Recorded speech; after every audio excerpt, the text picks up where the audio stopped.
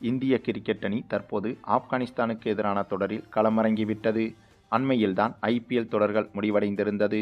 அப்படியாக ஐபிஎல் தொடர் முடிவடைந்த பிறகு இந்திய அணி நேரடியாக ஆப்கானிஸ்தானுக்கு எதிரான தொடரில் களமிறங்கியது. இந்த தொடரை பொறுத்தவரையில் இந்திய அணி சிறப்பாக விளையாட வேண்டிய கட்டாயத்திலும் இருக்கிறது. அதற்கு காரணம், இந்த தொடர் இந்தியாவில் வைத்து நடைபெறுகிறது. இந்த இடத்தில்தான் சிக்கல் இந்திய அணிக்கு மிகப்பெரியதாக காத்திருந்தது. ஏனென்றால் ஆப்கானிஸ்தான் போன்ற ஓரளவுக்கு பலம் குறைந்த அணியிடம் இந்திய அணி போன்ற மிகப்பெரிய அணி தோற்றுவிடவே கூடாது.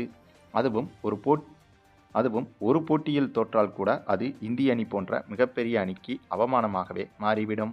அதே சமயம் இந்த தொடர் நடப்பது வேறு, இந்தியாவில் வைத்து நடைபெறுகிறது. ஆகவே இந்திய நாட்டில் நடைபெறும் போட்டியில் சொந்த மைதானத்தில் இதுபோன்ற பலம் குறைந்த ஒரு அணிக்கு எதிராக இந்திய அணி தோற்றுவிட்டால் அது மிகப்பெரிய பேசுபொருளாக மாறிவிடும். அது மட்டுமில்லாமல் இதில் இந்திய அணிக்கு இருக்கும் கூடுதல் சிக்கல் என்னவென்றால், ஆப்கானிஸ்தான் அணிக்கும் இந்தியாதான் சொந்த மைதானமாகும். ஏனென்றால் ஆப்கானிஸ்தான் கிரிக்கெட் வரலாறு தொடங்கியதிலிருந்தே ஆப்கானிஸ்தான் அணிக்கு இந்திய கிரிக்கெட் நிர்வாகம் இந்திய மைதானத்தை சொந்த மைதானமாக பயன்படுத்துங்கள் என்று குறிப்பிட்டுவிட்டது. ஆகவே இந்திய மைதானங்களில் ஆப்கானிஸ்தான் நிறைய பயிற்சிகளை எடுத்துள்ளது, நிறைய போட்டிகளில் விளையாடியும் உள்ளது.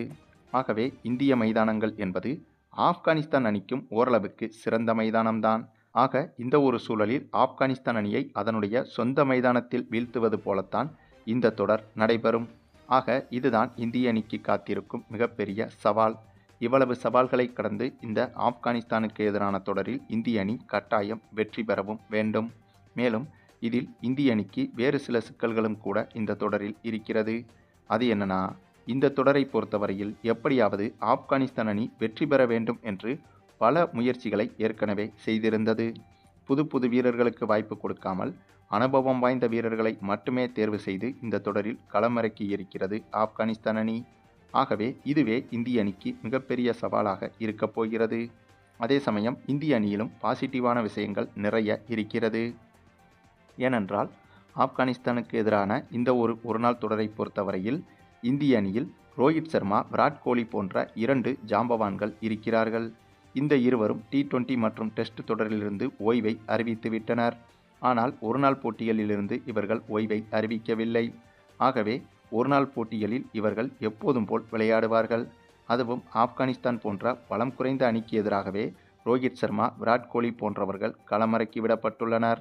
ஆக இதிலிருந்தே புரிந்து கொள்ளுங்கள் இந்த தொடர் இந்திய அணிக்கு எவ்வளவு முக்கியமென்று. ஏனென்றால் சாதாரணமாக இதுபோன்ற பலம் குறைந்த அணிகளுக்கு எதிராக இந்திய அணி களமிறங்கும் போது சீனியர் வீரர்களுக்கு இந்திய கிரிக்கெட் நிர்வாகமே ஓய்வை கொடுத்துவிடும். ஆனால் இந்த தொடர் என்பது இந்திய அணிக்கு மிகவும் முக்கியம் என்பதால் ரோஹித் சர்மா, விராட் கோலி போன்ற முக்கிய தலைகளையே களமிறக்கி விட்டுள்ளது இந்திய கிரிக்கெட் நிர்வாகம்.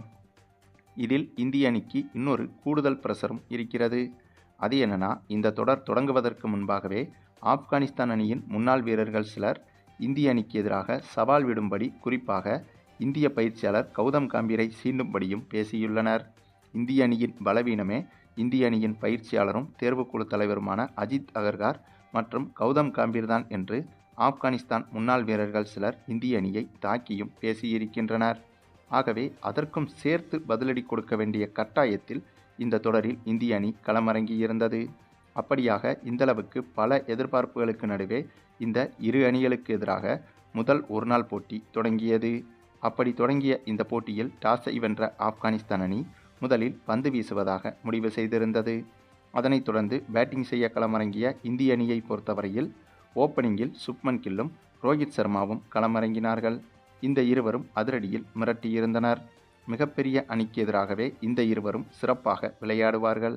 அப்படி இருக்கும்போது இதுபோன்ற பலம் குறைந்த ஆப்கானிஸ்தான் அணிக்கு எதிராக இவர்களின் ஆட்டம் எப்படி இருக்கும் என்பதை சொல்லித் தெரிய வேண்டிய அவசியமில்லை.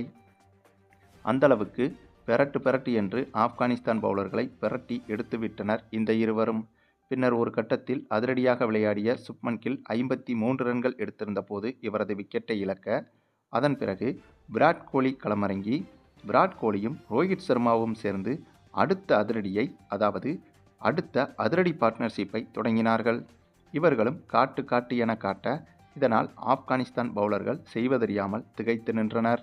அதன் பிறகு ஒரு கட்டத்தில் விராட் கோலியும் 68 ரன்கள் எடுத்து விக்கெட்டை இழக்க, அந்த சமயத்தில்தான் இசான் கிசான் களமிறங்கினார். எப்படி?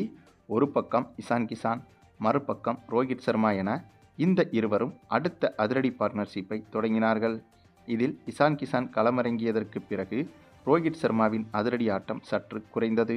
அதற்கு காரணம் மொத்த அதிரடியையும் இசான் கிசான் வெளிப்படுத்தினார். கிட்டத்தட்ட முதல் 17 பந்துகளிலேயே அரை சதத்தை எடுத்து ஆப்கானிஸ்தான் அணிக்கு அதிர்ச்சி கொடுத்தார் இசான் கிசான். பின்னர் இந்த இருவருமே 50 ஓவர் வரையிலும் நின்றுவிட்டனர்.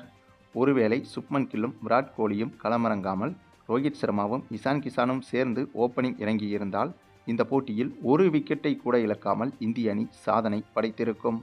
ஆமாங்க, அதற்கு காரணம் இந்த போட்டியில் இந்திய அணி எடுத்த ரன்கள் என்பது 503 ரன்களாகும். எப்படி? 503 ரன்கள்.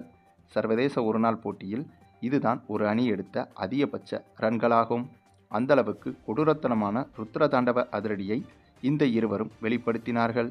குறிப்பாக இசான் கிசான், இவர் மற்ற பேட்ஸ்மேன்களை விட ருத்ரதாண்டவ அதிரடியை இந்த போட்டியில் வெளிப்படுத்தியிருந்தார். ஏனென்றால் இந்த போட்டியில் இசான் கிசான் மட்டுமே வெறும் 89 பந்துகளில் 245 ரன்கள் வரை எடுத்துவிட்டார். இதுதான் இந்திய அணிக்கு மிகப்பெரிய அடித்தளமாக மாறியது. அதுவும் இந்த போட்டியில் கடைசியாக களமிறங்கிய பேட்ஸ்மேனே இவர்தான். இவருக்கு முன்பு களமிறங்கிய பேட்ஸ்மேன்களை விட இவர்தான் கடைசியாக களமிறங்கினார். அப்படி களமிறங்கியும் இவருக்கு முன்பு களமிறங்கிய பேட்ஸ்மேன்களை விட அதிக ரன்களை அதிவேகமாக குவித்தவரும் இவர்தான்.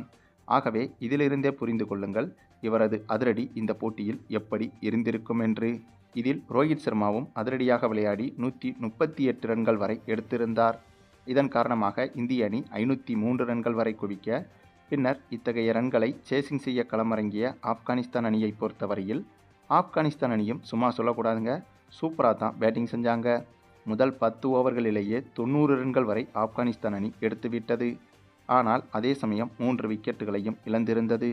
ஆகவே ஆப்கானிஸ்தான் அணியின் அணுகுமுறையை இந்த ஒரு பேட்டிங் மூலமாகவே புரிந்து கொள்ள முடியும். விக்கெட் விழுந்தாலும் அதிரடியை குறைக்கக்கூடாது என்ற மனநிலையில் விளையாடினார்கள். ஆனாலும் கூட ஆப்கானிஸ்தான் அணி ஒரு கட்டத்தில் 287 ரன்கள் எடுத்திருந்த போது மொத்த விக்கெட்டுகளையும் இழந்து ஆல் அவுட் ஆனது. இதனால் முதல் போட்டியிலேயே இந்திய அணி வெற்றியை தாண்டி பிரம்மாண்ட வெற்றியை படைத்திருந்தது.